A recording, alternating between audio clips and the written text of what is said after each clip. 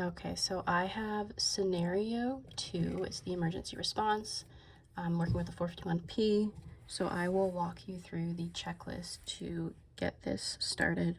So the first thing it says to do is just to inspect it, make sure it's in good condition, nothing's wrong with it. I always check the calibration date requirements, which this one says June 2022, so we are within that range. So I'll turn it on. I have had it on for a while before turning it on now, so it should be relatively quick when it comes to coming on. So we're on. It's calibrating itself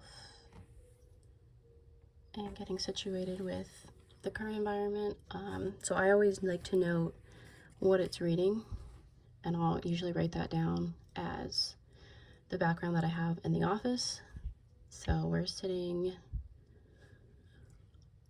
anywhere from 0 up to, looks like 6, but we'll let that warm up a little bit just so it can get itself situated. And I'll talk through the rest of the checklist. So we turned it on.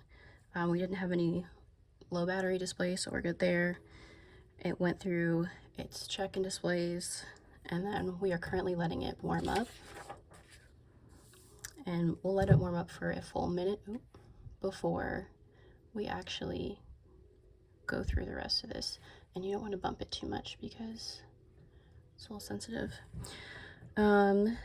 So I know that for an incident response, I would prefer to have it in freeze mode. And I want to look at the dose rate while we're on scene. Freeze mode because I like to be able to come out of the scene with the little mark showing what the highest recorded dose rate was, just to have something else there, as I know a lot of the times if you go in you might forget, or if you call back on the walkie-talkie you might not be able to make out the words, but if you have it in freeze mode it's right there for when you bring it back. And dose rate because I want to be able to use the dose rate to guide me to where the actual point of interest in. I know usually you have, this is the area of concern, but I want to be able to get a little bit closer, and I think using dose rate and seeing that active reading will help you determine which direction to go to. If you swing your meter to the left and it drops, then you know it's probably not that direction. But if you swing it to the right and it goes up, you know to go in that direction. So that's why I like to have it in reading dose rate. So now that this is warmed up, I'm going to put it in freeze mode, and to do that you turn it back off, you hold your mode down, turn it on, continue holding this, and then once it's all set up and you see the freeze, you know you're in freeze mode. And then you can kind of go back and forth as you need to, but I'll keep it in freeze. And I'll bring over one of our check sources, the cesium-137, just to make sure that it is responding to a source.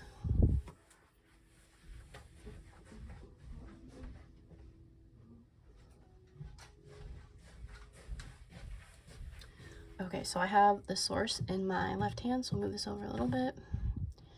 And I'll just kind of set it down in the corner just so we can all see what's going on.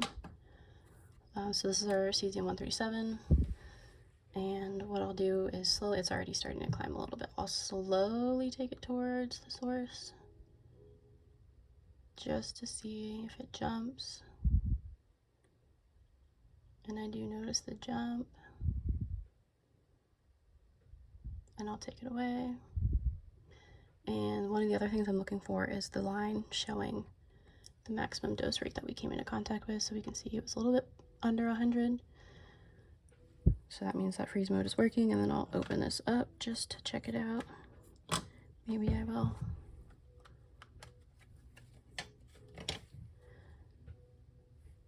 Alright, yeah, so there you go, you get 140, and then again I'll take it away, and we see that that freeze bar jumped up again, which is nice. So that when we do the response, we'll be able to know what the highest dose rate encountered was. And that's how you set it up. And now that we're going to go respond to the actual scene, I'm going to turn it off and back on just to reset that freeze button. So I'll go ahead and turn it off. I'll take the source away. I'll hold the mode down, power, and then we should be back in the freeze mode with our bar set low again, so it's not up at the 100s like it was. So we are ready to go respond on scene. And that's about it for this part.